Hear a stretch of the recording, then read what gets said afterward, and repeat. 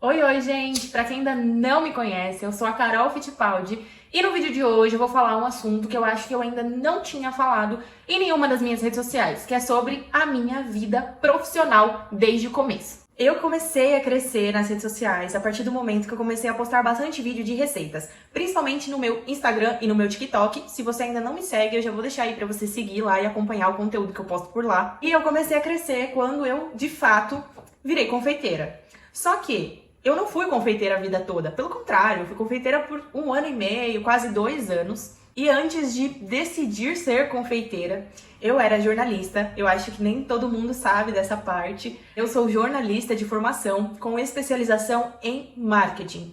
Desde que eu comecei na faculdade, eu já tinha tido a minha primeira experiência, porque eu comecei a trabalhar com 16 anos, eu fiz 16 anos, na semana seguinte eu estava trabalhando, e eu trabalhava como auxiliar de web design, nada a ver. Mas não era exatamente o que eu queria pra minha vida. Então, coisa de 1 ano depois, eu comecei a pensar na faculdade, né? Acabei entrando na faculdade, eu tinha 17, não tinha 18 ainda. Meu pai teve que assinar os documentos pra eu poder começar a faculdade, porque eu era menor de idade. Mas eu comecei no jornalismo e eu decidi que eu queria essa área pra minha vida.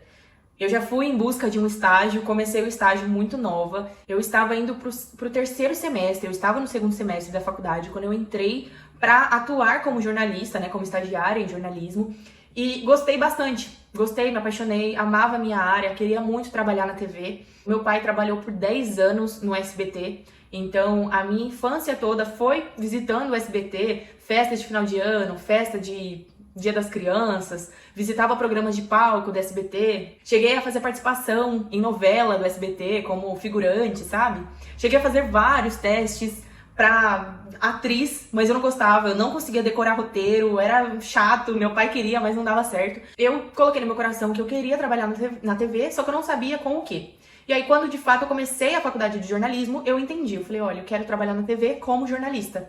Mas eu não queria ser apresentadora, eu queria trabalhar na produção do jornal. E pronto, eu consegui, né? Eu entrei na TV Cultura, trabalhei por 2 anos na TV Cultura como estagiária. Eu fiz muitos estágios no período da minha faculdade, eu fui muito feliz em todos os estágios. Fiz estágio de assessoria de imprensa, fiz estágio em redação, que foi esse da TV Cultura. Porém, para quem também é dessa área, vai saber o que eu tô falando, o jornalismo ele é muito complicado.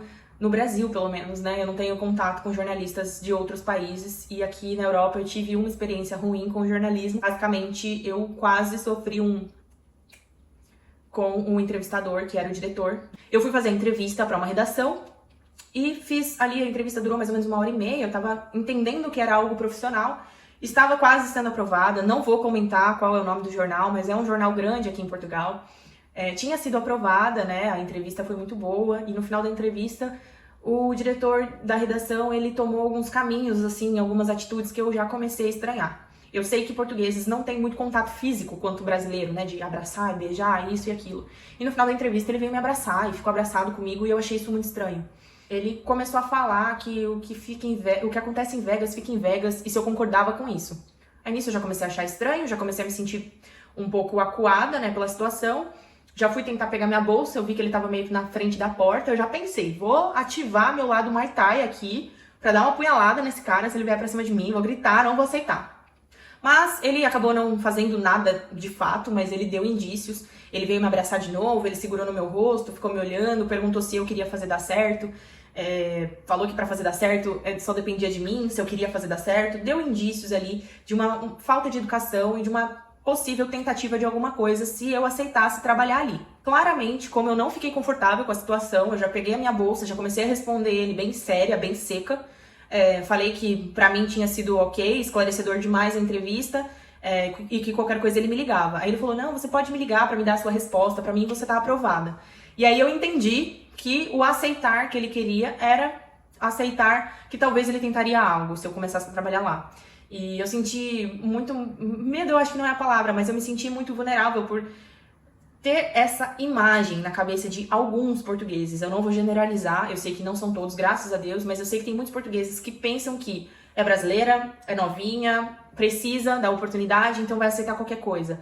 A vaga era boa para trabalhar, o trabalho era bom, era realmente um jornal de nome aqui em Portugal, o salário era bom, era tudo bom, assim, carga horária, tudo. Mas eu não aceitaria esse tipo de situação E, enfim, essa foi a minha primeira experiência com jornalismo aqui em Portugal. Mas voltando à questão de que no Brasil você precisa conhecer as pessoas para poder entrar na TV. Então, às vezes, indicação, ou filho, ou parente, é assim que você consegue entrar na TV. Infelizmente, meu pai já não trabalhava mais há muito tempo no SBT e ele não tinha mais muito contato. Muita gente já tinha saído, ido trabalhar entrado para trabalhar com outra coisa, não conseguia aí me colocar, né, como efetiva realmente no SBT.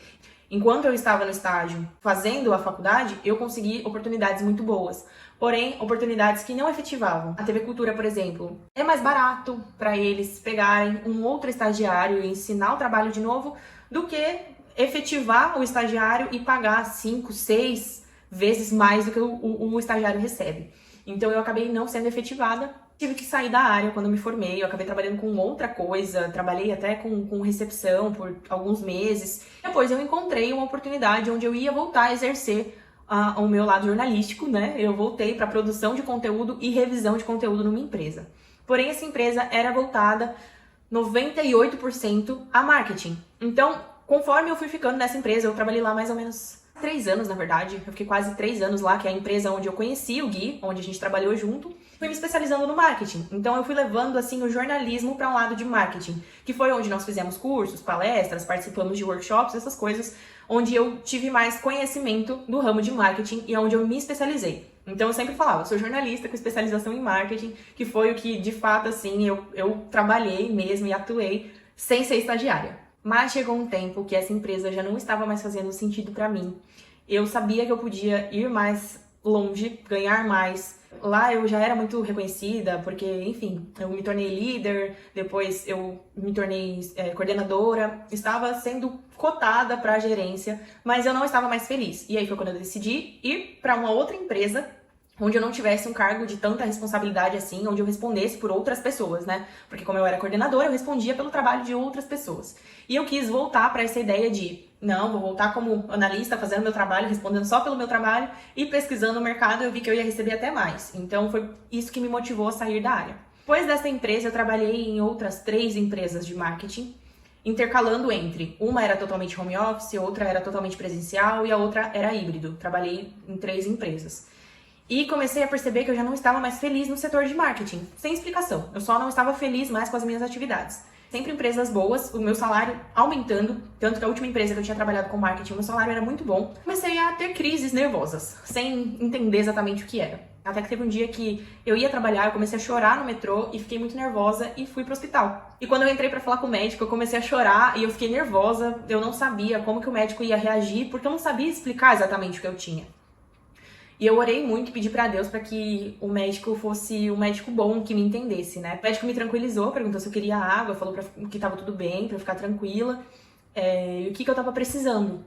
E aí eu falei pra ele que eu não sabia explicar, mas que eu não estava bem, meu emocional tava muito abalado, eu não tava conseguindo produzir o trabalho. Graças a Deus eu peguei realmente um médico super compreensivo, que falou pra mim que eu não era a primeira pessoa que estava passando por isso. E foi aí que ele falou que eu tinha indícios de burnout, que eu estava com indícios de burnout, que é o excesso de trabalho e tudo mais. Na época eu estava muito próxima do meu casamento já, e eu estava muito preocupada de achar que eu não tenho mais idade, não estou no momento certo de ir para outra área, enfim, muitas coisas na minha cabeça, não queria deixar minha faculdade para lá, porque eu sabia que, por mais que era marketing, eu estava atuando como jornalista também, né, trabalhava com muito conteúdo. E o médico, ele falou pra mim, eu lembro como se fosse ontem, ele falou pra mim, tudo bem se você trocar de área, o que eu indico pra você é que talvez você tenha um plano B, porque você vai precisar se afastar da sua área pra você poder se tratar, pra você poder cuidar da sua saúde. Eu não sei por quanto tempo vai ser, pode ser que seja 5 meses, 6 meses, 10 meses, 1 ano, pode ser que você trate disso, do seu emocional e volte depois, mas pode ser que você não volte. Tenha isso na sua mente, mas saiba que não tem problema se você trocar de área. É normal. As pessoas trocam de área na vida. Então não se culpe tanto, porque eu acho que ele percebeu a forma que eu tava, né? No que eu tava falando, não posso trocar de área, eu vou casar, eu moro sozinha, eu tenho muita coisa pra pagar. E ele falou pra mim, pense nesse plano B, em uma outra profissão ou em alguma outra atividade pra você poder fazer. E quando você tiver 100%, você decide se você quer voltar ou não pra área do marketing. E se você não quiser voltar, tudo bem. Não se culpe por isso. E isso ficou na minha cabeça. E aí, na verdade, eu comentei com ele, eu falei assim, olha, já tem um plano B, eu já estou produzindo alguns doces, né? Eu estou vendendo doces porque é pra ajudar a pagar o casamento. E eu gosto de produzir doces, eu gosto de fazer doces, de cozinhar, me deixa bem. E aí ele falou pra mim, então tenta amadurecer essa ideia de talvez você dar uma oportunidade pra confeitaria e aí você decide. Depois que você estiver bem, você decide se você vai permanecer, se você vai voltar, se você vai ficar nas duas áreas, mas o que você tem que fazer é se afastar por enquanto. E aí eu não sei quanto tempo você vai demorar. Cada um tem um processo. Ele chegou a me afastar do serviço, ele chegou a me passar um calmante natural que eu preferi não tomar. Eu preferi conversar muito com Deus, porque eu não queria entrar nessa questão de viciar em nenhum remédio pra ficar bem. E foi um processo que eu tive que passar e tive que segurar na mão de Deus pra conseguir passar, porque não foi fácil. Tanto que já faz bastante tempo e só hoje eu tô conseguindo vir falar com vocês. E eu acabei dando essa oportunidade pra confeitaria. Desse trabalho eu fui desligada, porque eu tinha entrado há pouco tempo. E o burnout não foi desenvolvido nessa empresa, foi desenvolvido pela área de anos anteriores. E eu acabei saindo dessa empresa, comecei a vender os doces, comecei a me especializar também nos doces, então fazer cursos, pesquisar, ver vídeo e tudo mais. Fui me especializando, fui fazendo teste, fui vendendo, foi dando certo.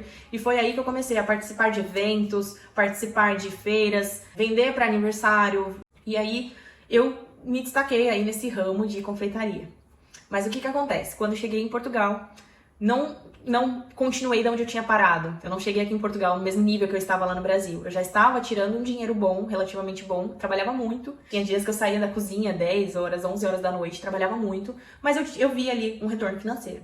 E aqui em Portugal é tudo muito diferente. Eles possuem a confeitaria deles, o doce deles. Não é a mesma aceitação dos portugueses com os doces brasileiros. Eles gostam, mas não gostam tanto quanto nós. Aqui eles são mais saudáveis, né? A gente gosta muito de bastante doce, de bastante besteira. Eles não gostam tanto.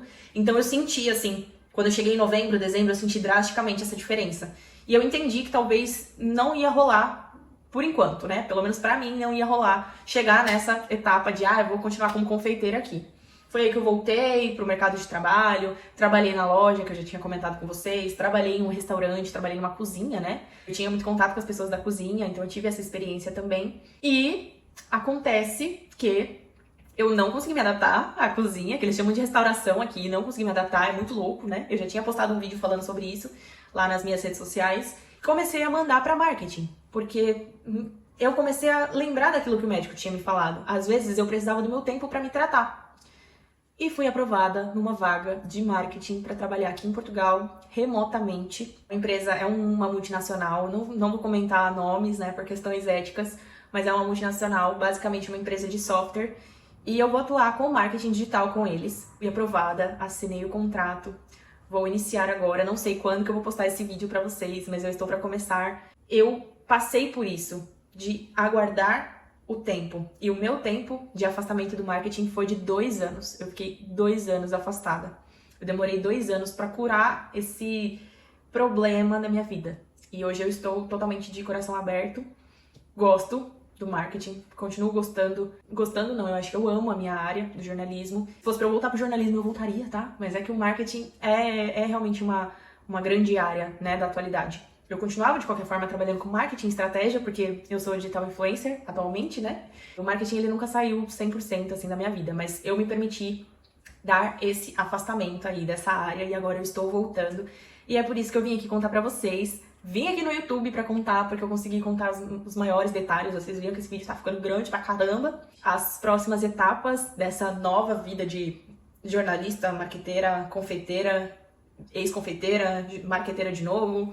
Enfim, eu vou contando mais detalhes pra vocês lá no meu Instagram, vou repetir, se você ainda não me segue por lá, vou deixar o arroba aqui pra vocês. Eu tenho 2 contas, o Carol Fittipaldi, que é onde eu posto as minhas receitas, e o Carol na Europa, que é onde eu posto as vivências que eu tenho aqui na Europa.